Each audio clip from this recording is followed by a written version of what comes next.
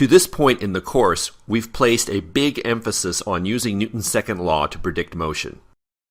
As we know, to do this, we typically need to specify how the motion starts out, the initial conditions, and we need to specify all the significant interactions that add up to give the net force on the system due to agents in the surroundings. There will be times, though, when we want to go the other way, situations where we'll know the motion, but we'll want to determine something about the forces acting on our system. For cases like these, it will be helpful for us to use Newton's second law in a form where F net is isolated on one side of the equation. So, just to interpret, in motion cases that we'll study for the next several lectures, we'll typically have complete knowledge of the motion, which we'll obtain by watching the object move during some time period. We'll combine that with knowledge of the system mass, and that will tell us directly about the net force acting on our system. Sometimes the net force is what we're looking for, and sometimes we'll also be looking to solve for particular forces that contribute to the net force. So we'll also need to use models for different interactions that we've already developed.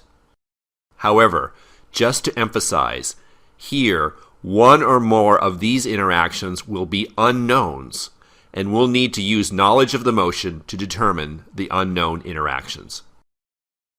Let's mention here that this form for Newton's second law is called the derivative form because as delta t becomes sufficiently small, the ratio delta v over delta t becomes a good approximation to the derivative of the velocity with respect to time. Moreover, this derivative is often called the acceleration a. So the derivative form for Newton's second law, written in this way with the acceleration, is how Newton's second law is most popularly known. Let's illustrate all this with a specific example. Consider the case where we have an object of mass m that is suspended, motionless, by a string of negligible mass. What is the tension force exerted by the string on the object? Here we have a case where we know everything about the object's motion, but we don't know about one of the interactions. We can use Newton's second law to figure out this unknown interaction, the contact force of the string on the object. You may already know the answer, or you may not. Either way, we'll solve this problem using a set of key steps that we can apply to a wide variety of other, more complicated problems involving unknown interactions. As usual, we'll start with our fundamental principle, Newton's second law. To use this principle here, a key step we need to take is to identify explicitly our system. Here, the system is the hanging object. Now, for the next key step, we need to watch the motion of our system and use those observations to determine the total interactions. In this case, we observe the object starts with zero velocity, and as time passes, the velocity remains unchanged. From this, we immediately can say that delta v is zero. So, by just watching the system motion, we determine the left-hand side of Newton's second law is zero. And so, by Newton's second law, the right-hand side, F net, must also be zero. It's precisely here in this step where we connect observations of the motion to say something about the forces, most directly the net force. To go beyond this and solve for specific interactions, we need to employ the next key step. We need to use our knowledge of modeling interactions to state which forces exerted by agents in the surroundings add up to give the net force on our system. It's crucially important to name a specific agent for every interaction we include. Holding to this rule will keep us from falling into the trap of including forces that don't belong.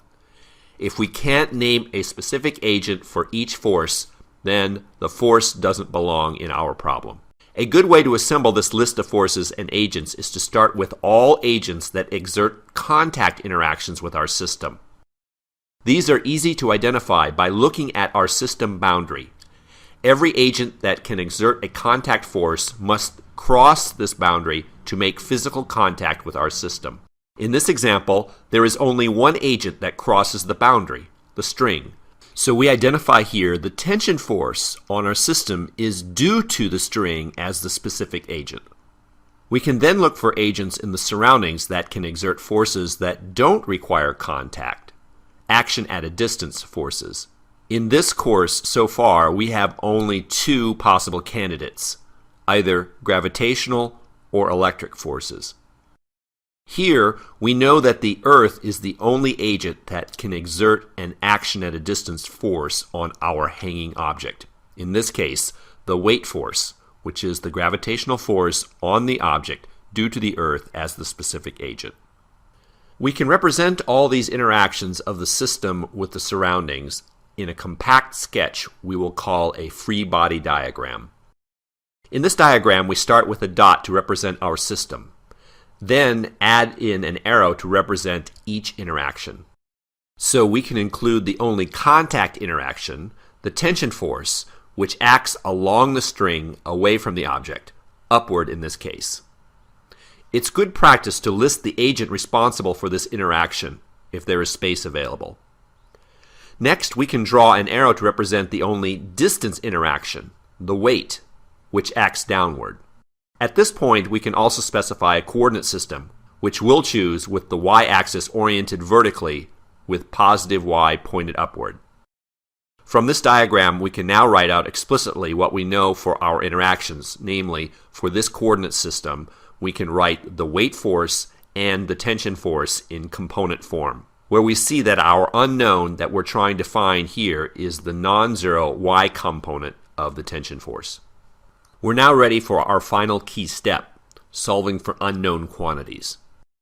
Let's collect what we know. We know from previous steps that F net is 0, and we know also that the only two interactions that add up to F net equals 0 are the weight force and the tension force. So all these steps together tell us that the sum of the weight plus the tension force equals the 0 vector. When we expand this in component form, we have the following expression, and from this we can write out the y component, which gives us this expression, and from this we can solve for the unknown y component of the tension force.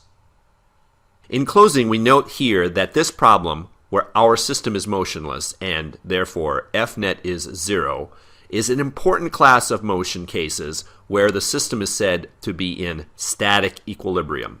In our next lecture, we'll do a more complicated example of this, using again these key steps. Let's emphasize here that these steps for finding unknown forces will also work for more general cases, as we'll see later in the next several lectures.